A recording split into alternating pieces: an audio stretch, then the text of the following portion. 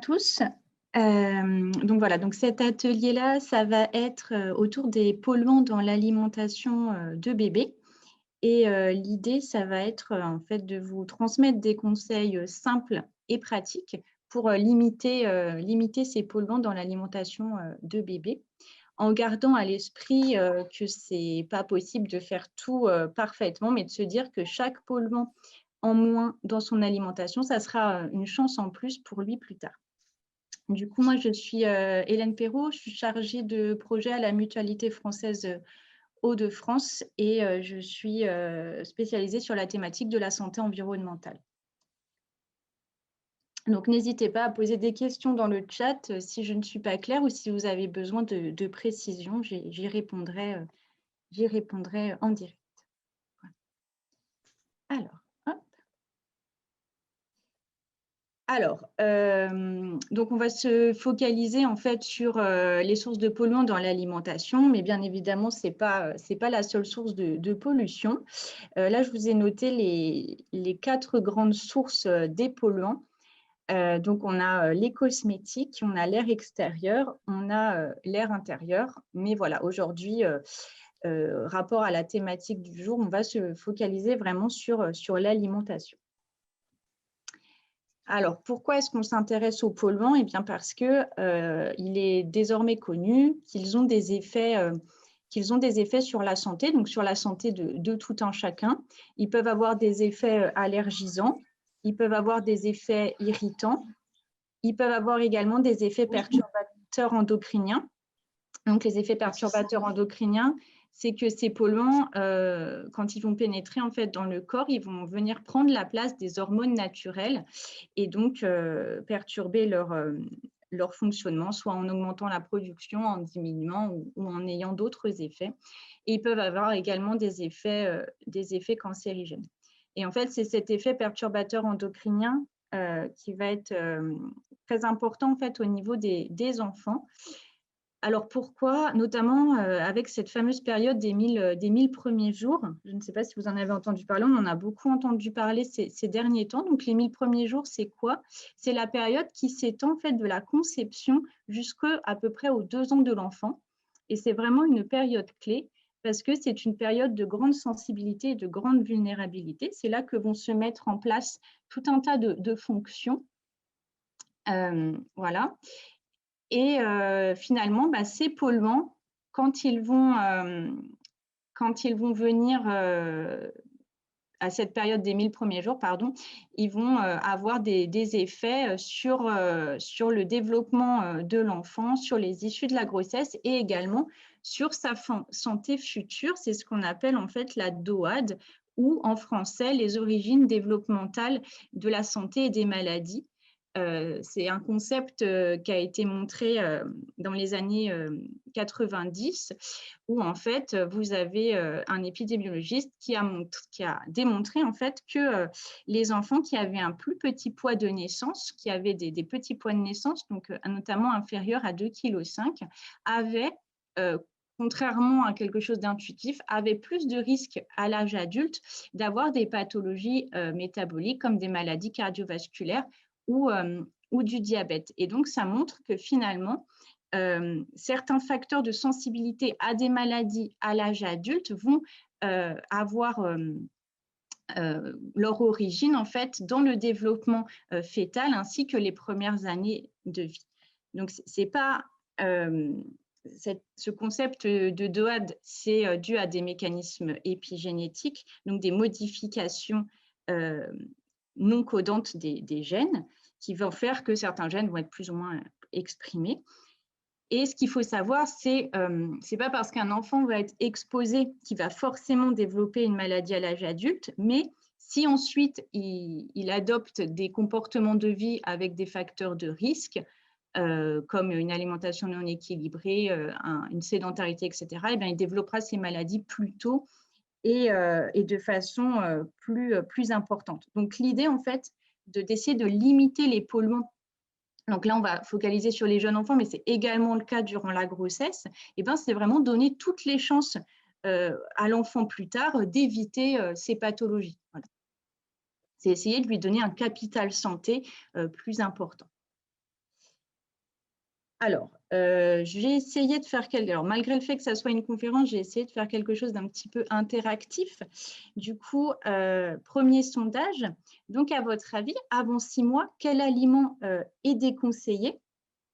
Est-ce que c'est… Donc, vous avez normalement la fenêtre du sondage qui s'affiche. Donc, avant 6 mois, quel aliment est déconseillé? Est-ce que c'est le lait maternel, les préparations infantiles à base de soja, les préparations infantiles à base de lait de vache ou les préparations infantiles à base de riz?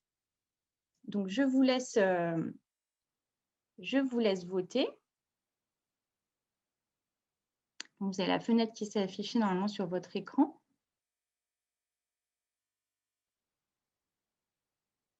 Ben voilà, très bien. Donc, à l'unanimité, donc en effet, ce sont les préparations à base de soja, donc qu'il faut éviter. Donc les préparations infantiles, en fait, donc ce sont vraiment des préparations qui sont spécifiques aux besoins de l'enfant et ces préparations infantiles que l'on trouve dans le commerce, donc ces laits en poudre ou qui sont parfois sous forme liquide, donc sont destinés à l'enfant et peuvent être reconstitués, donc soit à base de lait d'animaux, vaches, chèvres ou brebis, soit de riz, soit de soja.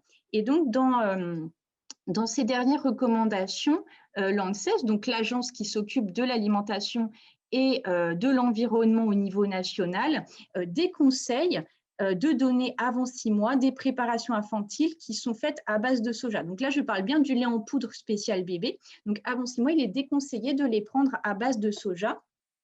Et donc cela, pour une raison simple, donc le soja, en fait, c'est une plante qui contient naturellement des œstrogènes, donc des phytoœstrogènes, donc des molécules qui vont ressembler à cette hormone féminine, les œstrogènes. Et donc, le soja contient des perturbateurs endocriniens naturels, et donc il est déconseillé avant 6 mois de donner ces préparations infantiles à base de soja à son enfant. Sachant qu'ils ont également montré, l'ANSES, que les enfants qui seraient allergiques aux protéines de lait de vache ont également, bien souvent, une allergie également aux protéines de soja.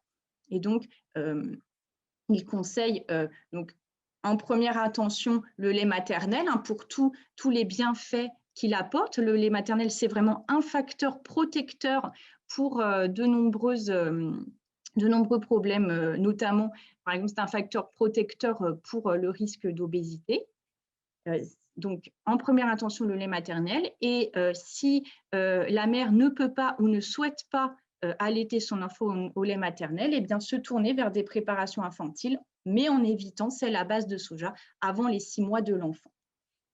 Et également, autre recommandation, éviter le lait courant, donc le lait classique qu'on achète au rayon adulte, on va dire, au rayon produits laitiers. Donc, éviter avant 1 an. Donc, déjà pour des problèmes de digestion, les enfants avant 1 an ne sont pas capables de digérer correctement le lait courant, même s'il est coupé à l'eau, même s'il est réduit en lactose, etc. Et même l'ANSES recommande, dans la mesure du possible, jusqu'aux 3 ans de l'enfant, de maintenir un lait infantile. Pour quelles raisons? Eh bien, le lait infantile est beaucoup plus adapté aux besoins de l'enfant. Et également, il a été montré que le lait infantile contient moins de polluants que le lait de vache. Donc, petit conseil, si on allaite son enfant, donc je vous ai dit, c'est en première intention, c'est vraiment ce qui va être le mieux pour l'enfant, mais il y a quelques précautions à prendre pour la mère allaitante. On sait que les polluants qui sont qui sont stockés en fait dans le gras de la maman ainsi que dans son sang vont pouvoir passer dans le lait maternel. Donc, ça ne remet pas du tout en cause tout le bénéfice que peut avoir l'allaitement maternel, mais juste, durant la période d'allaitement, il est conseillé que la maman limite le nombre de cosmétiques, voilà, tout bêtement. Si elle avait l'habitude d'en appliquer une dizaine par jour, elle essaye d'en retirer 1 ou 2, voilà, de limiter le nombre de cosmétiques parce qu'il y a de nombreux polluants dans les cosmétiques. Pour les cosmétiques qu'elle cherche à garder, préférez des listes courtes. Voilà, pas besoin de commencer à connaître tous les noms des substances qui sont écrites, juste si on hésite entre 2 crèmes pour le visage, eh bien, on retourne les crèmes et on voit à l'arrière, on choisit la liste la plus courte. Et d'essayer d'éviter, dans la mesure du possible, les 3 familles de cosmétiques qui sont les plus polluantes, à savoir les parfums, les colorations capillaires et le vernis à ongles. D'éviter les sprays, tout simplement parce qu'on a une double exposition par les sprays. On va l'avoir par l'application sur la peau et par la respiration. Et puis, si possible, de choisir des cosmétiques labellisés, puisqu'une partie des ingrédients problématiques sont interdits dans ces cosmétiques. Également, faire attention à ce qu'on va appliquer sur le mamelon. Donc, éviter tout ce qui va être huile minérale, donc les huiles issues de la pétrochimie, comme par exemple la vaseline, parce que du coup, elles sont problématiques par ingestion. Elles contiennent des éléments qui vont être des polluants quand on les ingère. Et du coup, si on applique sur le mamelon et qu'ensuite bébé tète, eh bien, il va possiblement ingérer ces huiles, et préférer tout bêtement une goutte de lait maternel qu'on applique après la tétée, qui a un pouvoir cicatrisant très puissant.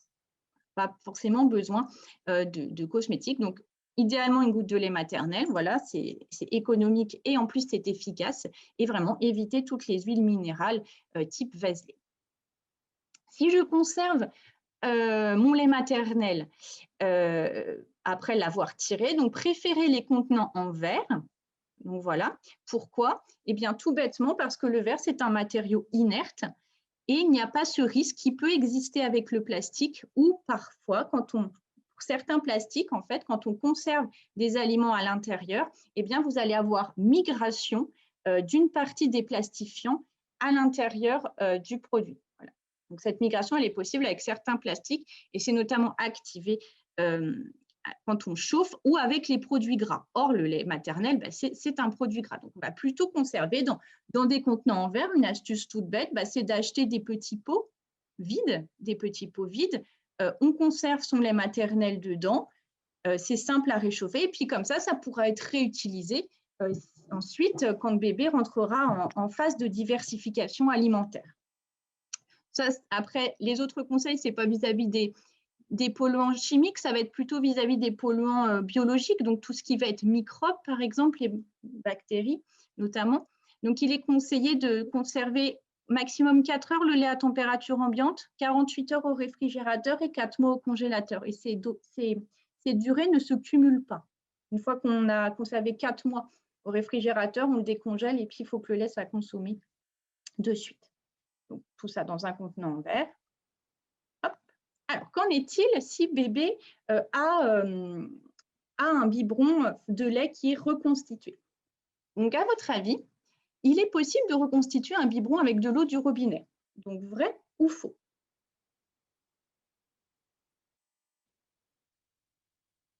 Donc, je vous laisse répondre. 25 ans, très bien. Alors, est-ce qu'il est possible? La réponse est oui. Voilà. Donc, en effet, c'est possible. Il va y avoir juste quelques petites précautions à prendre pour savoir si l'eau du robinet de sa commune peut être utilisée pour reconstituer le biberon de bébé. Donc, quoi qu'il en soit, donc si on reconstitue l'eau avec de l'eau du robinet, on le fait avec de l'eau froide. De l'eau qui est, donc ce qu'on considère comme l'eau froide, c'est de l'eau qui est à moins de 25 degrés. Donc pareil, ça, ce sont les recommandations de l'ANSES. Donc c'est possible. Donc de l'eau froide, il faut vérifier sa qualité. Donc c'est le site que je vous ai mis en bas et après je vais vous montrer un petit peu à quoi ça ressemble ce site. Donc c'est un site gouvernemental et donc qui donne les derniers relevés commune par commune faits par l'ARS sur la qualité de l'eau. Voilà. Je vous montrerai après. Donc il faut vérifier en effet que l'eau est de qualité, qu'elle est possiblement buvable par des nourrissons. Il faut s'assurer que les canalisations ne sont pas en plomb. Donc, pour tout ce qui est du réseau public, le changement a été fait. Toutes les parties des canalisations qui sont au niveau du réseau public ne sont pas en plomb. Mais par contre, la partie qui va en fait de votre compteur à votre robinet, donc là, ça peut être en plomb, notamment si votre logement a été construit avant 1949. Voilà, donc vérifiez que les canalisations ne sont pas en plomb. Si vous avez donc si le logement date d'après 49, il n'y a pas de souci. Et si vous avez un doute, eh bien dans ce cas, plutôt se tourner vers l'eau en bouteille. Ou alors, si vous souhaitez, vous pouvez aller vous renseigner auprès de la direction départementale de la protection des personnes, qui saura vous dire si votre logement est en plomb ou pas. Et ne pas utiliser d'eau filtrée ou adoucie. Pour quelle raison? Eh bien, il y a un risque microbiologique qu'il y ait des microbes, en fait, pour l'eau filtrée qui viennent avec le filtre. Il a été montré aussi que ces filtres-là peuvent relarguer une partie de leurs composants dans l'eau. Et pour l'eau adoucie, eh bien, l'eau adoucie, normalement, ne doit pas être bue. Quand vous avez un adoucisseur sur votre eau, normalement, elle est branchée sur le circuit d'eau chaude. Donc, c'est très bien pour vous éviter d'avoir du calcaire plein la douche. Mais normalement, cette eau ne doit pas être bue parce qu'en fait, une eau adoucie est une eau qui est corrosive et qui va en fait venir un petit peu, comment dire, racler les tuyaux de vos canalisations et venir mettre une partie de ce qu'il y a dans le tuyau dans l'eau en fait et va venir en fait la polluer.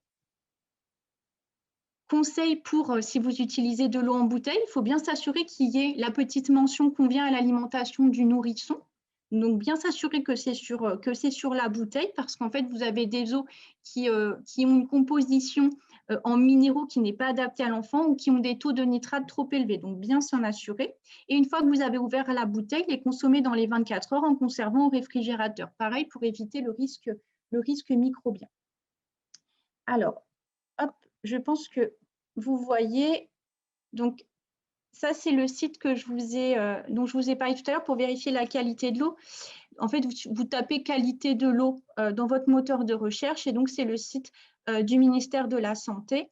Et donc, vous avez une carte de France, vous cliquez sur votre région et puis après, il y a une liste déroulante pour le département, pour la commune et puis pour le réseau.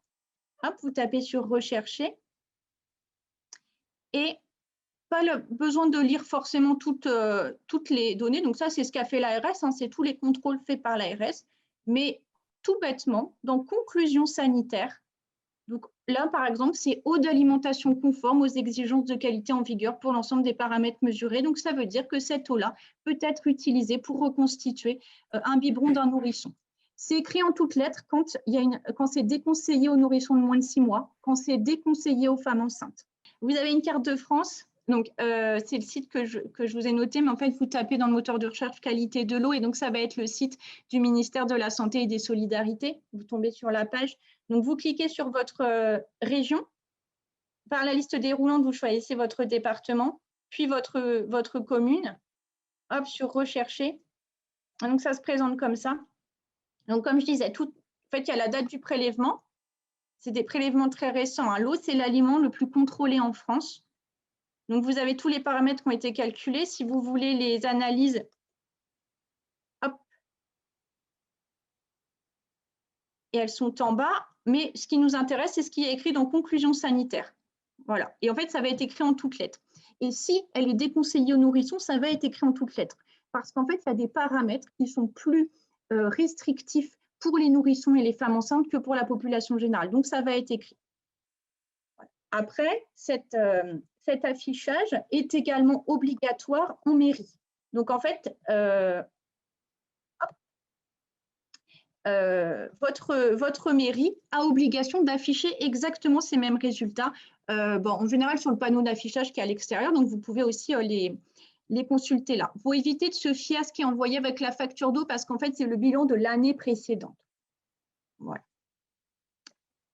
Après, on reconstitue son biberon donc avec de l'eau du robinet si elle est conforme au niveau de la qualité pour bébé et si on n'a pas de canalisation au plomb, de l'eau en bouteille avec le marcaron convient à l'alimentation du nourrisson. Et pour le choix du contenant, donc on va plutôt privilégier les biberons en verre ou en inox parce que c'est des matériaux qui ne vont pas être problématiques. Il ne va pas y avoir migration de polluants à l'intérieur du lait.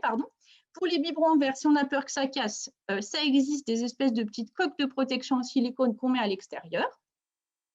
Et le biberon en verre, le seul désavantage, ça va être que bébé va mettre un petit peu plus longtemps à savoir le tenir tout seul. Le biberon en inox, le désavantage, c'est qu'on ne voit pas à l'intérieur ce que bébé a bu. Et le plastique donc, est plutôt à éviter et vraiment à proscrire si c'est des biberons qui ont été fabriqués avant 2013, parce qu'avant 2013, il y a très certainement dedans du bisphénol A, qui est un perturbateur endocrinien certain. Et ça a été interdit dans les biberons à partir de 2013 en France et dans tous les contenants alimentaires à partir de 2015.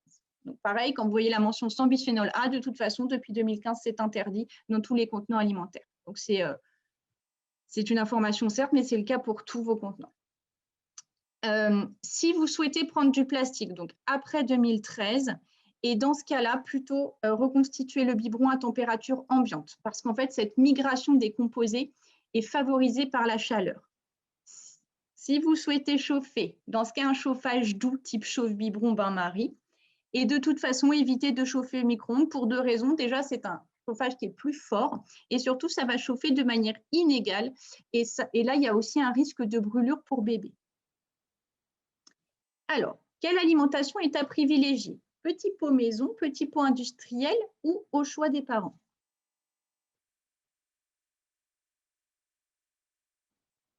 C'est la minorité qui avait raison. Ça va être au choix. En fait, je ne peux pas vous conseiller l'un ou l'autre, mais une fois que vous avez fait, vous, votre choix en tant que parent, eh bien, je vais vous donner des conseils pour, dans chacun des types d'alimentation, réduire les polluants. Mais l'un et l'autre ont des avantages et des inconvénients. Donc, pour ce qui est de l'alimentation industrielle, donc typiquement le petit pot. Donc, ce qu'il faut savoir, c'est que la législation est différente pour l'alimentation pour les moins de 3 ans et pour le reste de l'alimentation. On a des normes qui sont particulières. Voilà, quand on commercialise un produit qui est spécifiquement destiné aux moins de 3 ans, en fait, on a des critères qui sont beaucoup plus stricts. Donc, déjà, il y a une composition nutritionnelle qui est adaptée. Donc, quand on a par exemple un petit pot qui mélange féculents, légumes et viande, eh bien, il faut savoir qu'on a vraiment une composition qui est vraiment adaptée à l'âge de l'enfant. Alors après, l'inconvénient, c'est que c'est souvent mélangé, ça c'est autre chose. Il y a moins d'additifs, beaucoup moins d'additifs. Ce qu'il faut savoir, c'est qu'en France, la législation autorise à peu près 350 additifs alimentaires. À titre de comparaison, aux États-Unis, on est plutôt autour de 3000. Et pour l'alimentation infantile, donc vraiment alimentation infantile tout compris, donc y compris les biscuits, y compris les petits pots, y compris les petits yaourts, les petits desserts et les laits infantiles, on est sur 64 additifs autorisés. Voilà. Dans l'alimentation bio, on est sur 48 et du coup, dans l'alimentation infantile bio, on est sur 27. Et donc, on a beaucoup moins d'additifs autorisés et il y a plusieurs familles d'additifs qui sont interdits. Ce sont les conservateurs, les colorants, les édulcorants, les arômes artificiels et les hormones de synthèse. Donc voilà, on a tout un tas d'additifs qui sont interdits, sachant que la famille colorant, édulcorant et conservateur, c'est dans ces familles-là où on retrouve le plus d'additifs qui sont controversés, qui sont suspectés d'avoir des effets sur la santé. Il y a plus de contrôle au niveau des contaminants microbiologiques. Voilà, il y a beaucoup plus de contrôle dans ces aliments-là. Et pareil, les limites de pesticides, de nitrates et de métaux lourds sont beaucoup plus faibles que pour l'alimentation traditionnelle. Voilà. C'est-à-dire que, notamment pour les pesticides, on a des seuils autorisés qui sont proches de 0. Pour les nitrates, on va diviser en fait les quantités par 10 qui sont autorisées par rapport à l'alimentation classique. Et pour les métaux lourds, ça va dépendre des métaux, mais on est sur une division à peu près de 2 minimum jusqu'à 25 pour certains métaux lourds. Donc, on a vraiment des contaminants qui sont moindres. Et là, je parle bien de l'alimentation qui est vraiment spécifique aux moins de 3 ans. Et vous avez notamment ce petit macaron là bleu avec un bébé dessus qui montre que justement le produit est destiné aux moins de 3 ans. Donc, conseil petit pot industriel, on va plutôt privilégier le verre. Donc, en fait, que le contenant soit en verre, donc toujours pour éviter cette migration. Si vous achetez dans le plastique et que vous souhaitez réchauffer, eh bien, ne pas réchauffer dans le plastique, mais d'abord transvaser dans un petit bol en verre, dans un petit bol en faïence et réchauffer dans ce matériau inerte ou réchauffer à la casserole, hein, tout bêtement, une petite casserole en inox. Pensez, si c'est sans huile ajoutée, d'ajouter une petite cuillère à café d'huile première pression à froid parce que c'est important pour le développement notamment du cerveau de l'enfant. Donc, certains petits pots sont déjà avec matière grasse ajoutée, mais si c'est sans, si c'est par exemple du pur légume, pensez à ajouter. Et puis, bien choisir des aliments spécifiques pour les 0-3 ans. Voilà. Parce que, dans les petits repas, là, au rayon bébé, vous avez par exemple des petits repas qui sont vraiment spécifiques aux moins de 3 ans, donc qui ont tous les critères que je vous ai dit ici. Mais vous avez aussi des petits repas tout prêts avec un packaging un peu enfant, mais qui finalement ne sont pas spécifiques aux moins de 3 ans. Ils peuvent s'adresser à des enfants plus vieux. Et du coup, là, on n'est plus sur la même réglementation. Hop. Alors, je vous donnerai les conseils pour les petits pots maison juste après cette question. Donc, à votre avis, quelle méthode est efficace pour enlever les pesticides? Faire tremper dans de l'eau bicarbonatée, pulvériser du vinaigre blanc ou frotter sous l'eau?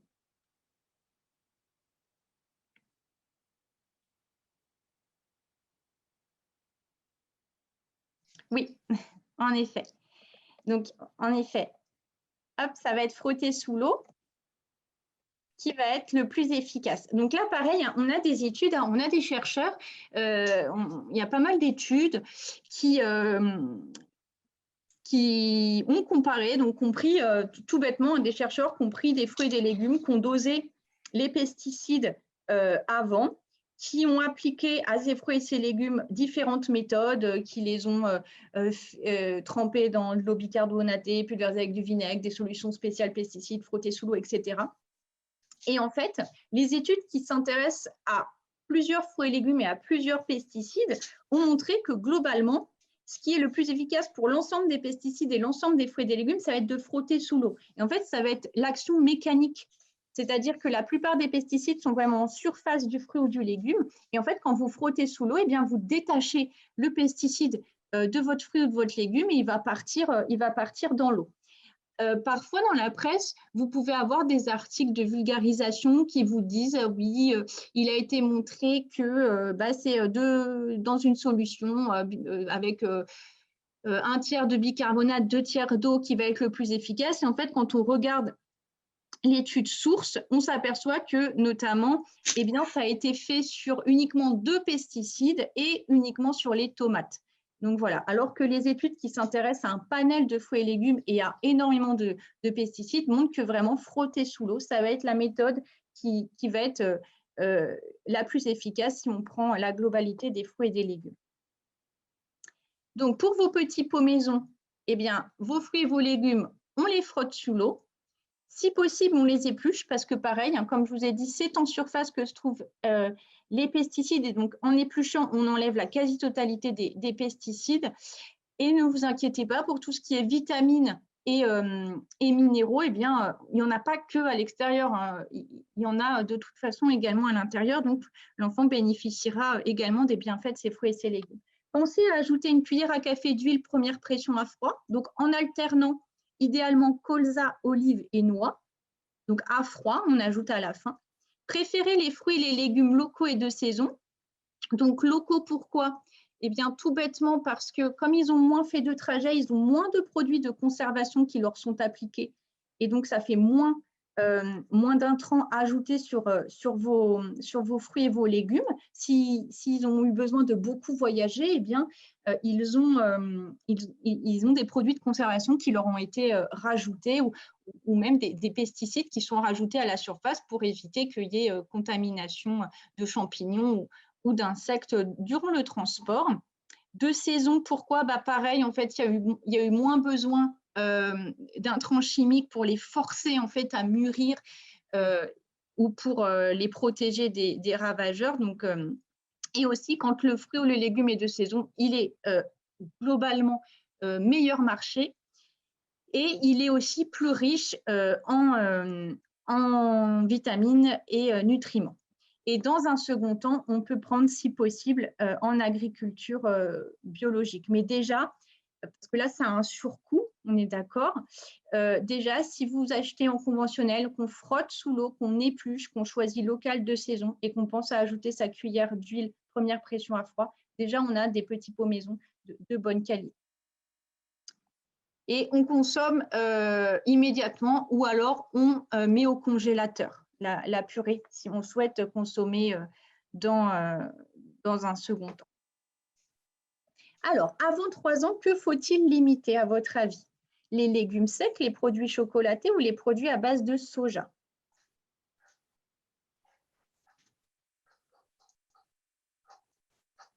J'ai vu, donc plutôt les produits à base de soja. Donc là, il y avait un petit piège. En fait, il y avait 2 réponses possibles et je crois que dans Zoom, on peut cocher qu'un seul. Mais donc, en effet, donc là, pareil, recommandation de l'ANSES. Et donc, l'ANSES est notamment basée sur une enquête qui s'appelle l'enquête alimentaire totale infantile, et en fait, qui a interrogé plein de familles pour savoir un petit peu comment leurs enfants de moins de 3 ans mangeaient. Il les a interrogés sur leurs habitudes alimentaires et après, ils ont fait des dosages, notamment dans l'urine et les cheveux des enfants, pour regarder un petit peu s'ils étaient exposés. Et puis, ils ont pu mettre en évidence que certains types de consommation exposaient à des polluants. Donc, eux, ce qu'ils conseillent, c'est vraiment de varier l'alimentation.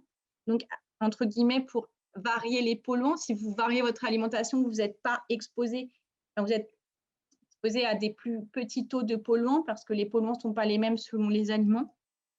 De vraiment éviter les édulcorants. Donc, les édulcorants, ce sont les sucres, les faux sucres qu'on trouve dans les produits light, allégés, etc. Donc, vraiment éviter les édulcorants de toutes sortes. Les plus connus, c'est l'aspartame, mais on en a d'autres.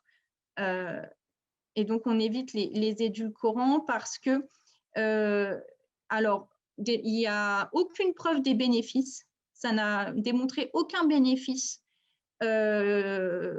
ni chez les adultes et encore moins chez les enfants. Voilà, ça ne sert pas du tout à prévenir l'obésité ou le diabète de type 2. Donc, ça n'a montré aucun bénéfice. Et alors, au niveau des risques, on n'a pas de preuves, comment dire, on n'a pas de preuves vraiment solides, mais il y a des suspicions. Donc, sachant qu'il n'y a pas de bénéfice et qu'il y a possiblement des risques, eh bien, il faut vraiment éviter les édulcorants chez les moins de 3 ans. Limiter les produits à base de soja, donc pour la même raison, ça contient des phytoestrogènes, donc ça va être tout ce qui va être tofu, lait végétaux, steaks végétaux, etc. Donc vraiment limiter ces produits-là, voilà, juste de temps en temps.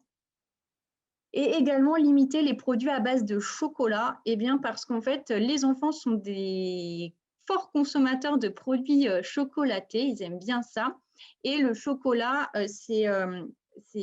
contient du nickel. Et en fait, il a montré que chez les adultes, on est exposé au nickel, mais plutôt via le café. Mais chez les enfants, c'est en fait le chocolat qui va les exposer au nickel. Et le nickel, eh bien, c'est un polluant qui va favoriser les allergies. En fait, c'est un très fort allergène. Le nickel, c'est ce qu'on trouvait dans les petits bijoux fantaisie. Mais notamment, c'est l'INRAE qui suspecte que plus on est exposé au nickel, plus on risque de devenir allergique voilà, à ce nickel. Donc, on varie l'alimentation, on évite les édulcorants, on limite les produits à base de soja et ceux à base de chocolat. Alors, j'ai vu qu'il y a des questions, je termine juste sur ça. Autre recommandation, donc toujours de l'ANSES qui ont été traduits dans le nouveau PNNS.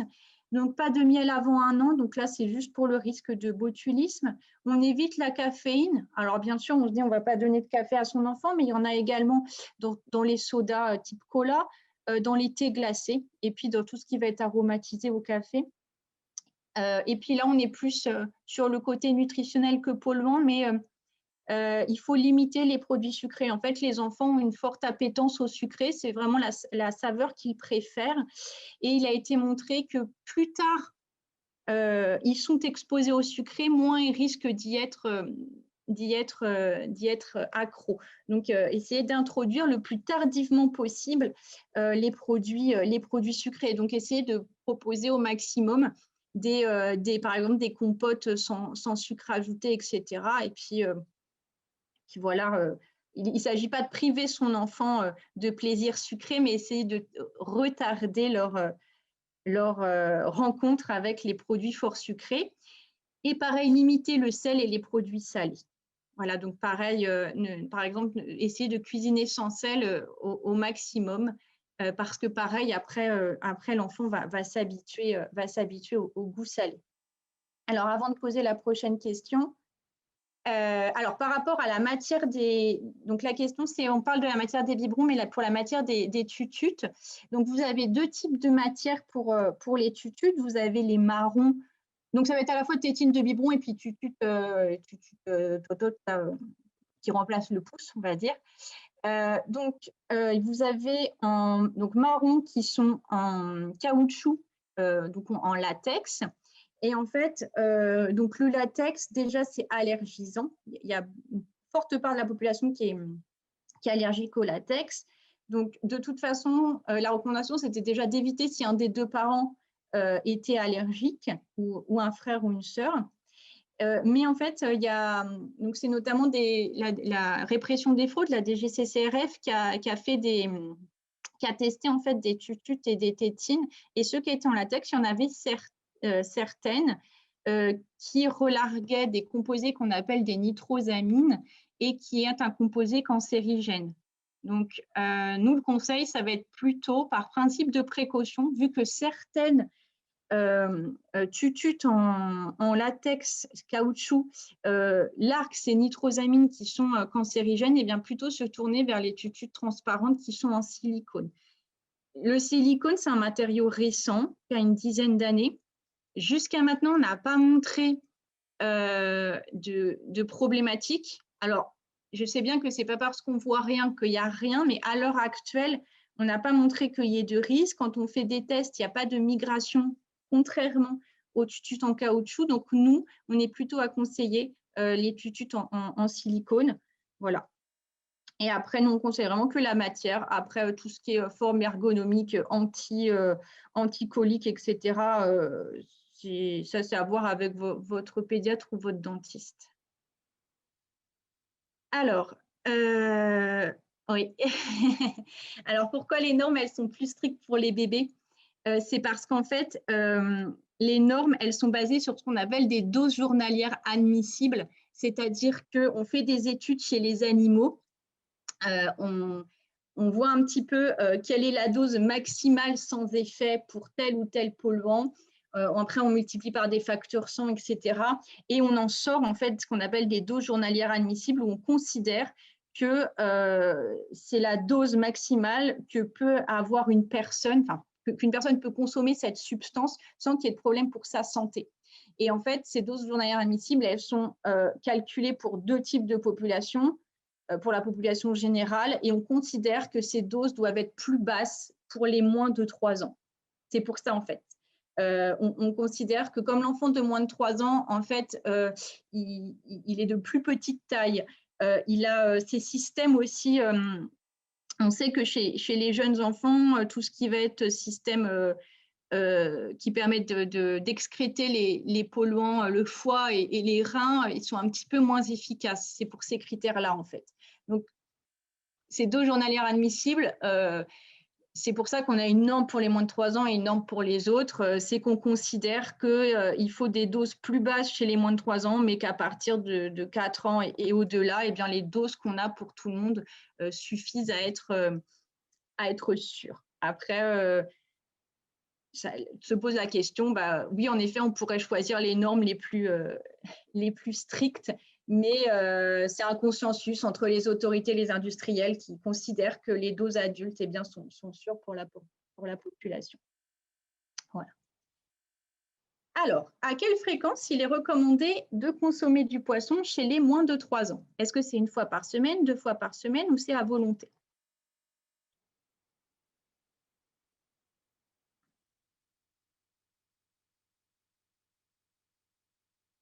Alors, Hop, la réponse, c'était 2 fois par semaine. Et donc ça, ce sont les mêmes recommandations pour les moins de 3 ans, pour les femmes enceintes et pour les femmes allaitantes. Alors, pourquoi est-ce que c'est 2 fois par semaine? Et j'insiste, c'est vraiment maximum 2 fois par semaine. Pourquoi? Parce que donc les poissons, c'est un aliment qui est fort pollué. 2 types de pollution pour les poissons. La pollution au mercure, et notamment au méthylmercure, où en fait on sait que c'est bien problématique parce que eh bien, au Japon, dans la baie de Minamata, il y a plusieurs dizaines d'années, il y a eu en fait une usine qui déversait son méthylmercure dans la baie de Minamata. Et donc là, on était sur des quantités vraiment très, très importantes, mais on a vu des effets sur les chats d'abord, et ensuite sur les familles de pêcheurs, les pêcheurs, les conjointes des pêcheurs, ainsi que les enfants, et particulièrement chez les enfants qui sont nés de mères qui étaient enceintes et qui consommaient ce poisson problématique. Donc on sait, on a la preuve que ce mercure, eh bien, quand il est répandu dans l'eau, vient contaminer la faune aquatique, et vient ensuite, enfin, quand ce poisson est consommé, eh bien, en fait, a des effets sur la santé des personnes, et particulièrement sur la santé des fœtus.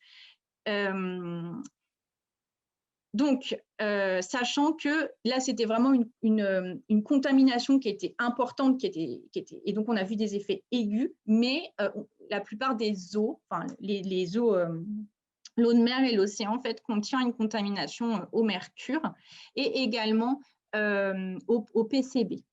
Donc, on a ces 2 types de contaminants. À côté de ça, le poisson, ça a plein de bénéfices. Le poisson, c'est intéressant, c'est une bonne source de protéines. Le poisson, c'est une excellente source d'oméga 3, qui sont un facteur de protecteur pour les maladies cardiovasculaires notamment. Et c'est une très bonne source d'iode. Et l'iode, donc l'iode, ça sert à la synthèse des hormones thyroïdiennes. Et les hormones thyroïdiennes, eh bien, ça a un rôle vraiment clé durant la grossesse pour le fœtus, et également ensuite dans la petite enfance. Donc l'idée, c'est d'essayer de se dire, il faut consommer du poisson suffisamment pour bénéficier de cette bonne source de protéines, de cet apport en iode, de cet apport en oméga 3, mais pas trop non plus, pour éviter de trop se contaminer au méthylmercure et au PCB. Donc voilà, il y a un groupe d'experts, hein, donc pareil, hein, c'est toujours l'ANSES, de toute façon au niveau d'alimentation, l'agence de référence, c'est l'ANSES. Et donc, elle a conclu que c'était 2 fois par semaine pour femmes enceintes, femmes allaitantes et enfants de moins de 3 ans. L'idéal, c'est vraiment un poisson gras, parce que c'est vraiment… Alors, les poissons gras, c'est ceux qui sont les plus riches en oméga 3, mais c'est aussi ceux qui stockent le plus de polluants. Et donc, des poissons gras de petite taille. Et là, c'est très simple, il n'y en a que 4 qui sont conseillés. Saumon, sardines, harengs, maquereaux. Ce qui est intéressant, c'est que sardines, harengs, maquereaux, on est sur des poissons qui sont relativement peu coûteux, donc idéalement frais ou surgelés.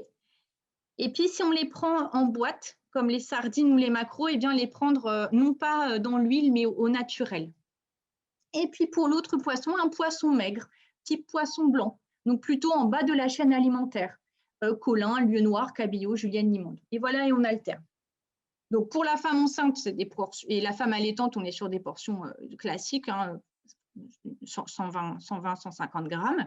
Et puis, pas trop de protéines chez les enfants, parce qu'ils ont des reins qui ne fonctionnent pas de manière optimum, et du coup, il ne faut pas trop les saturer en protéines. Et donc, pour les enfants de 6 à 12 mois, on est sur, par jour, 2 cuillères à café de poisson. Et donc, c'est pareil pour la viande, hein, et pour les œufs.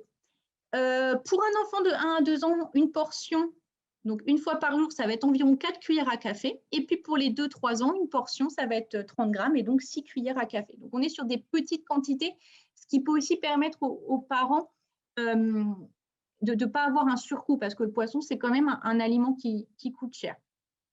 Donc on peut être sur des petites quantités, et puis idéalement, acheter son petit filet de poisson, ou donc surgelé au frais, et puis congeler les portions. Alors, hop, On va passer sur les ustensiles de cuisson pour finir. Donc, à votre avis, quel ustensile de cuisson est à privilégier? Poêle en inox, poêle en céramique ou poêle en pierre?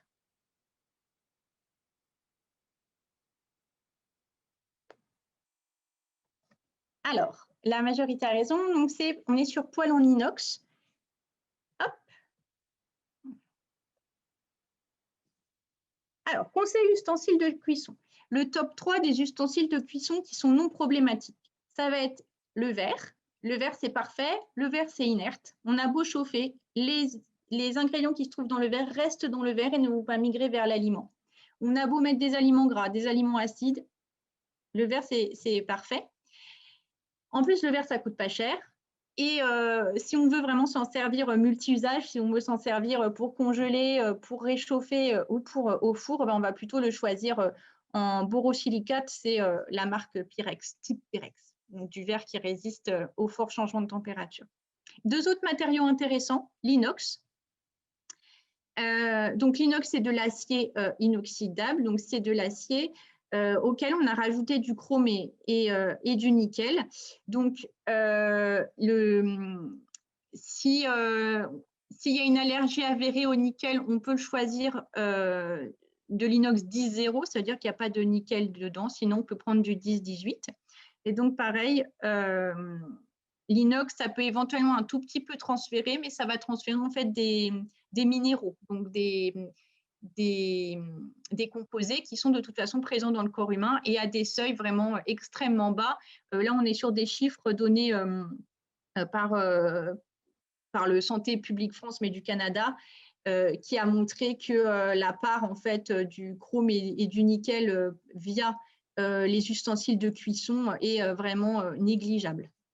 Et la fonte d'acier. Donc, la fonte d'acier, c'est la fonte qui est lourde, la fonte des grands-mères.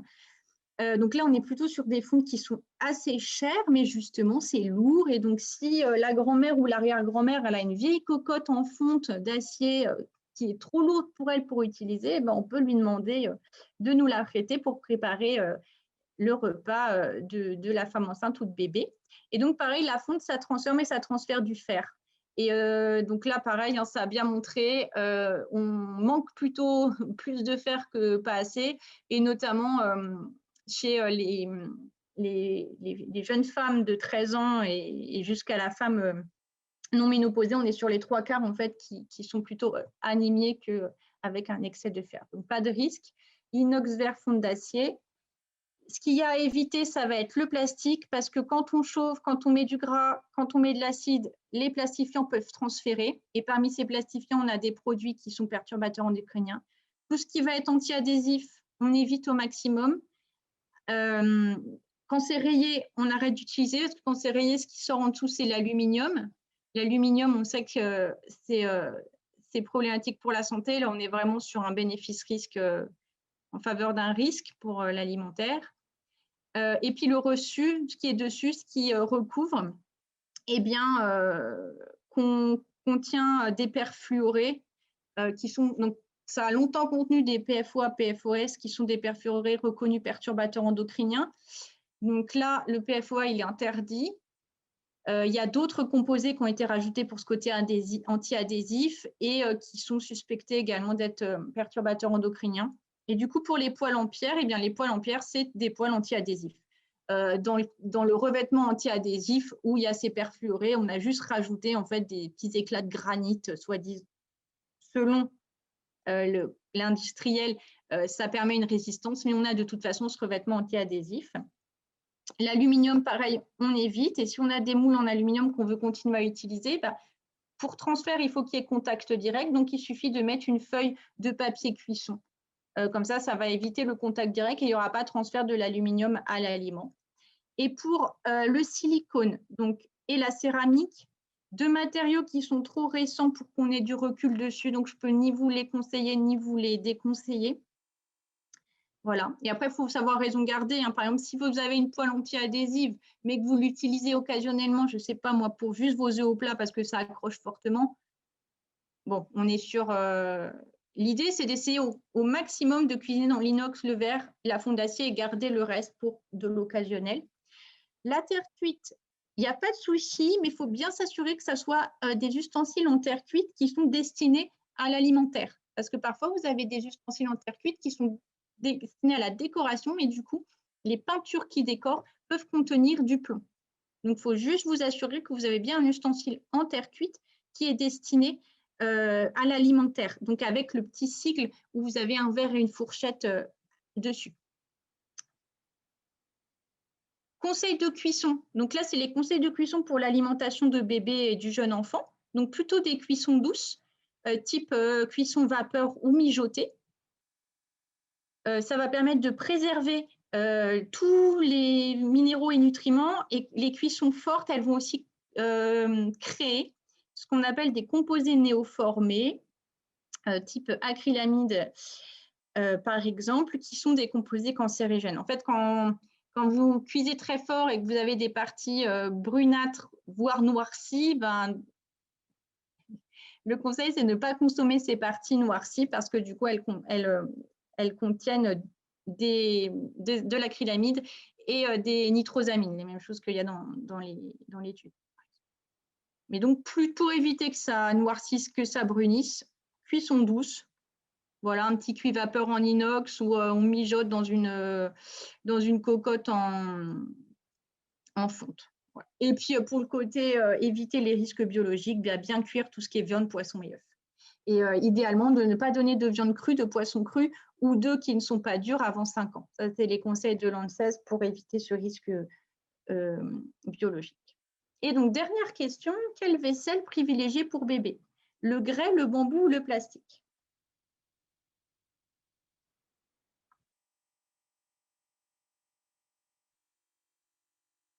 La réponse, c'était le grès.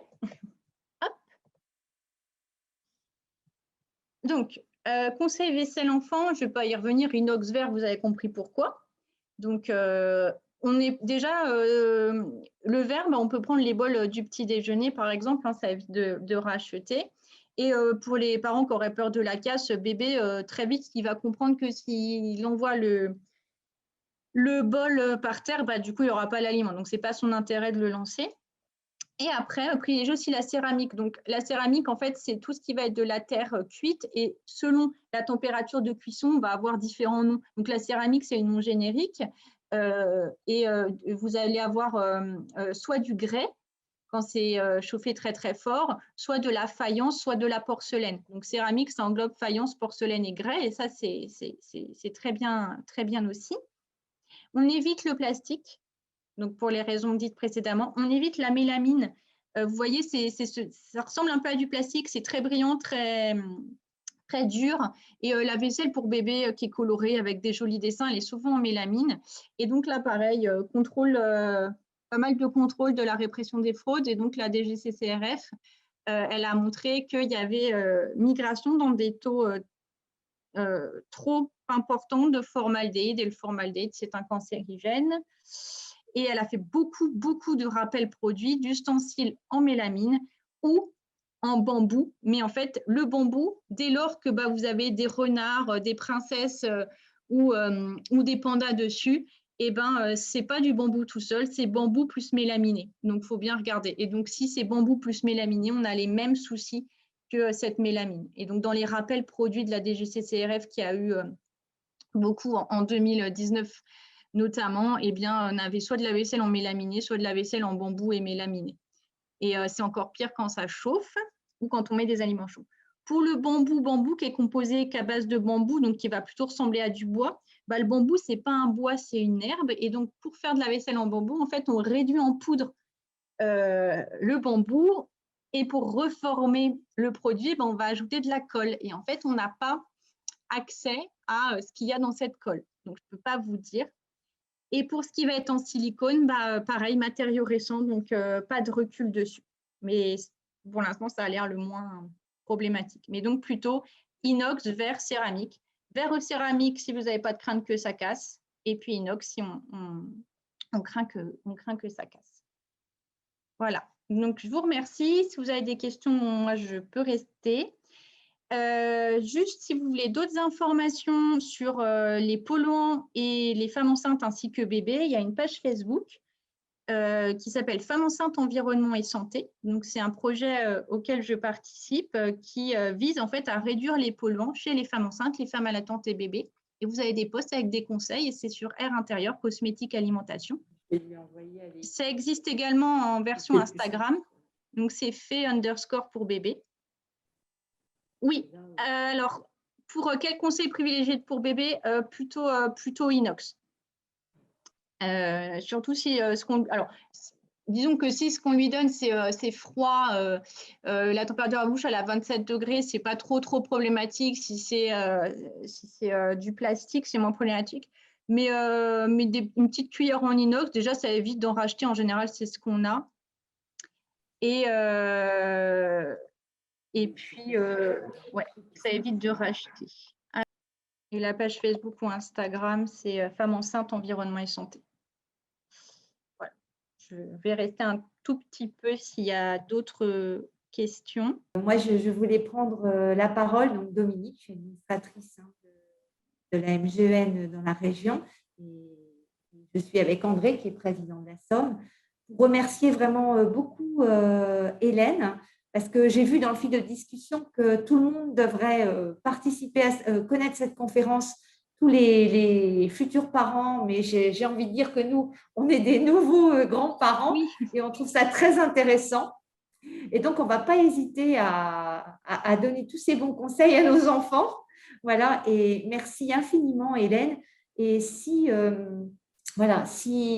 les personnes qui participent veulent donc contacter Hélène, j'ai vu qu'elle avait mis son mail, mais si vous avez aussi des choses à nous faire remonter au niveau de la MGEN pour des conseils, des choses, des thèmes sur lesquels vous souhaitez que nous travaillions dans le prolongement de cette rencontre, et bien surtout, n'hésitez pas. Voilà. Merci beaucoup. Vous pouvez poser des questions sur le chat. Voilà, vous pouvez aussi poser des questions sur le chat.